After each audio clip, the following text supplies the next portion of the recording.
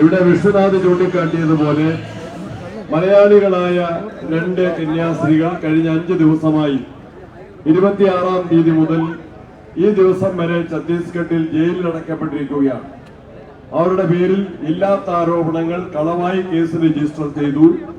അതിന്റെ FIR-ൽ വകുപ്പുകൾക്ക് ജാമ്യം കിട്ടാതിരിക്കുന്നതിന് വേണ്ടി FIR-ൽ തിരുത്തൽ വരുത്തി ജാമ്യമില്ലാത്ത വകുപ്പുകൾ കൂട്ടിച്ചേർത്താണ് ആ കന്യാസ്ത്രീകളെ ജയിലിൽ അടച്ചിട്ടുള്ളത്.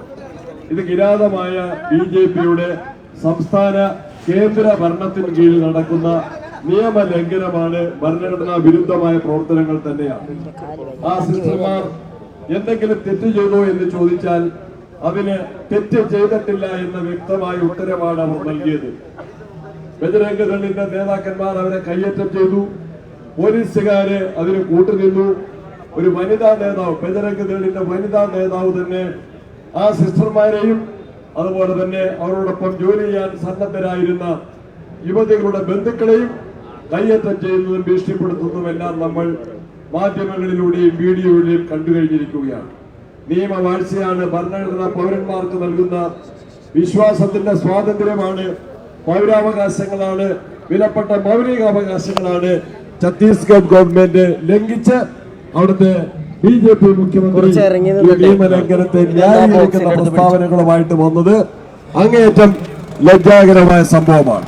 ഈ സംഭവത്തിൽ ഏറെ പ്രതിഷേധം ഉയർന്നു വന്നിട്ടുണ്ട്. രാജ്യത്തൊട്ടാകെ പ്രതിപക്ഷ നേതാവ് രാഹുൽ ഗാന്ധിയുടെ നേതൃത്വത്തിൽ കേരളത്തിലെ MP-മാർ മാത്രമല്ല, ഇന്ത്യ മുന്നണിയുടെ MP-മാർ എല്ലാവരും ഒന്നിച്ച് രാജ്യത്തിന്റെ ലോക്സഭയിലും രാജ്യസഭയിലും പ്രതിഷേധത്തിന്റെ ജനകീയ ശബ്ദം ഉയർത്തിക്കഴിഞ്ഞിരിക്കുന്നു.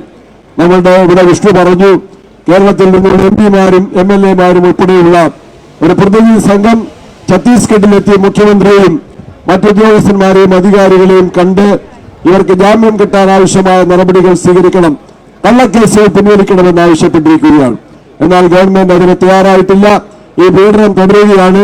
ഇതിനെതിരെയുള്ള ജനകീയ പ്രതിഷേധം എല്ലാ ഭാഗത്തു നിന്നും ഉയരുകയാണ്.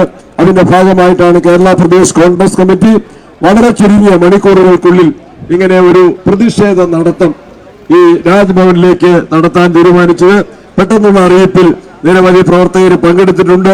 അവർക്കെല്ലാം പ്രത്യേകമായിട്ട് നന്ദി പറയുന്നു.